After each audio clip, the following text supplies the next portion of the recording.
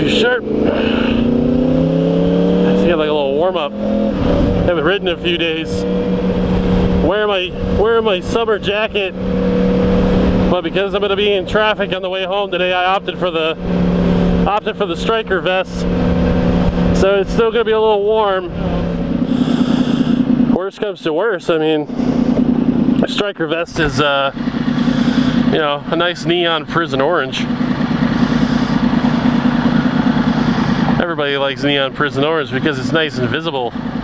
So speaking of high-vis gear, I wanted to talk to you guys today about who is ultimately responsible, or could we say just who is responsible for seeing motorcyclists. So obviously we live in a world where the roadway has to be shared. We, you know, can't afford to build our own roads, and we can't have private property across the entire country. So sharing roads is a must. So there have been a lot of discussions, even recently, about seeing motorcyclists, and of course, you know, all the guys in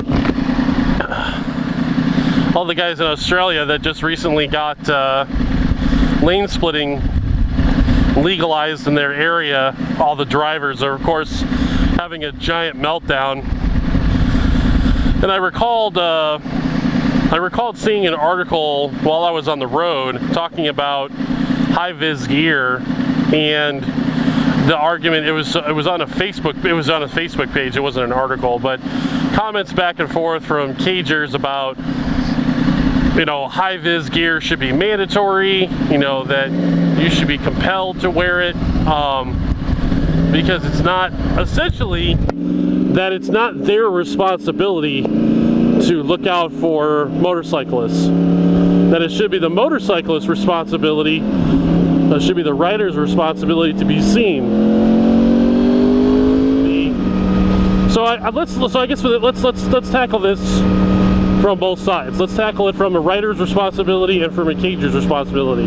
Let's get the rider stuff out of the way because I think it's fairly obvious. As a rider, we do have a responsibility to be seen, but that doesn't necessarily mean a high visibility gear, which I think has been fairly universally established does not work at night. High vis gear does not necessarily make you more or less visible during the nighttime, but during the day, sure, you know, you do stick out. But there are a lot of other ways to make yourself visible. So there are ways that you could be seen as a rider. Number one, first and foremost, is drive everywhere with your high beams on. That makes a tremendous difference. High beams are, especially if you've got HIDs, really bright LEDs, pretty much anything other than halogens, because halogens tend to blend in. That's one of the advantages. Even though the light output with some of the more blue lights is less, I think I opted for a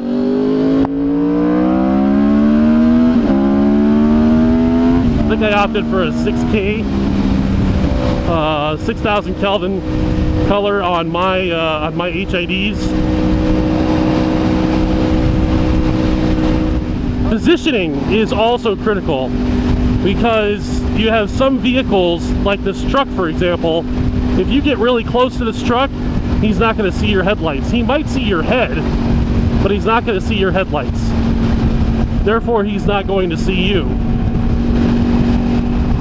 Hand signals help sometimes. I'll use hand signals in situations where I think that the other driver might not be paying attention. So the other is positioning. Now, right now, I'm positioning myself on the outside of the lane. I'm pointing my I'm pointing my headlights right into the side mirror of this car. Now, most people have their side mirrors adjusted incorrectly. If you have your side mirrors on your car adjusted properly, you don't have blind spots. No, seriously, you don't. You don't have blind spots. You see everything. So when I position myself on the very side of that car, I'm aiming my headlights essentially right into the face of that driver. He knows I'm there. And that is a very useful tactic for doing a variety of things, including dealing with left lane or right lane hogs, depending on where your fast lane is located. So again, right here, staying visible on the, I talked about this earlier, but it's good to revisit it.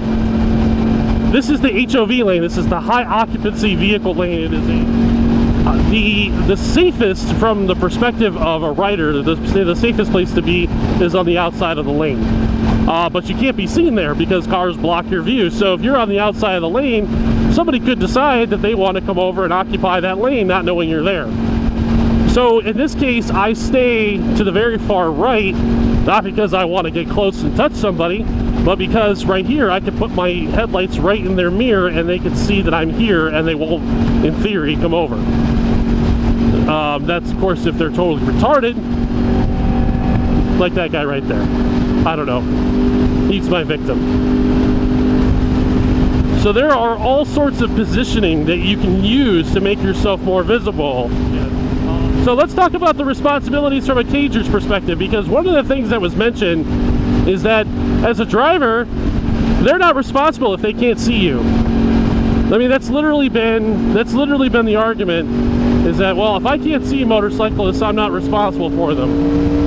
You know, it's not my fault that I didn't see them. Well, there's a problem with this logic, because if you apply that to every other area of driving, it gets ugly really quick. Like, oh, I didn't see that other driver, therefore I'm not responsible for them. Now, I mean, you could have another driver exception purely under the basis that, like, if somebody was driving without their headlights on, maybe, but you know, cars are equipped with reflectors. I mean, there's all sorts of shit that's designed to keep that stuff under control. But the problem is that try giving that excuse to a judge when you hit a kid. You're traveling through a neighborhood at night and a kid comes out in front of your car and you run them over and you say, well, I couldn't see the kid. It's not my fault that they weren't more visible. You know, kids, they need to wear more high visibility clothing. I want you to try, I want you all to tell me if you can find a judge that will side with you on that case, because they won't, especially with kids. They're going to tell you, you should be watching out, you should be driving defensively, you should be aware. And it's the same thing with motorcycles. If you live in an area where lane splitting is legal, you need to be looking for bikes, because what they're doing is legal. So that's the biggest problem, is that drivers don't want to have to exert themselves when it comes to being alert. I mean, you have to remember that cagers in general don't like driving. Okay, driving is a nuisance. It's that thing that you do every day on your way to and from work that you would rather be doing something else, like, I don't know, watching football or something. Most people don't like to drive. And that's why most people are really shitty at it, because I have yet to see somebody, and I have to give full credit to Jeremy Clarkson for this one, but if you don't like something, chances are you're not any good at it. Ooh, look at that! What a dick! So, the guy back there actually was flashing his lights for me. That was very nice of him. See, and then I'm gone, and it's no big deal. Now, of course, there are plenty of bikers out there who put themselves in jeopardy. They ride aggressively, they scare cagers. You know, there is a limit to all of this. But by and large, the responsibility, in my opinion, does lie heavily with the rider. And I'll tell you why.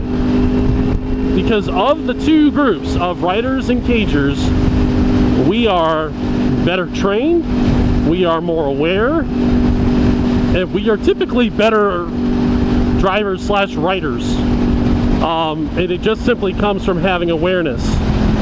So, because we're better, because cagers can't necessarily help how bad they are at driving, it is up to us to make sure that we are as visible and predictable, because I've talked to you guys before about predictability. Predictability is the key to safety. If you start doing things that people don't expect, you're not going to be put in a good position. So predictability is very important. But drivers have an incredible amount of responsibility to make sure they don't run into shit or people. And saying, well, I didn't see that kid, I didn't see that dog, I didn't see that light pole, I didn't see that person crossing the crosswalk in a wheelchair, or I didn't see that motorcyclist, are not adequate excuses when you kill somebody.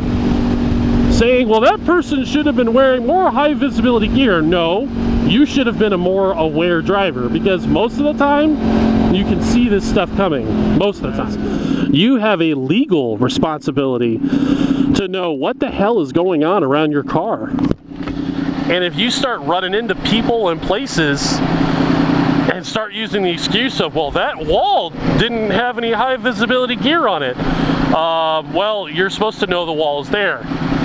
Just like, you know, oh, I didn't see the car stopped at the intersection. Really? Well, there was a red light. You were supposed to see that. That excuse gets really stupid really fast when you actually start applying it to other areas of driving, other than saying, oh, I couldn't see that motorcyclist because, you know, he wasn't wearing a giant yellow helmet and a giant yellow jacket. So, I hope you guys enjoyed the topic. Leave your comments below. Tell me, who do you all think is responsible for seeing motorcyclists? Are motorcyclists responsible? Are cagers responsible? Or are we both responsible? What do you guys think? This has been Flashwing from Phoenix, Arizona. Thanks for riding with me today, and we will see you guys out there.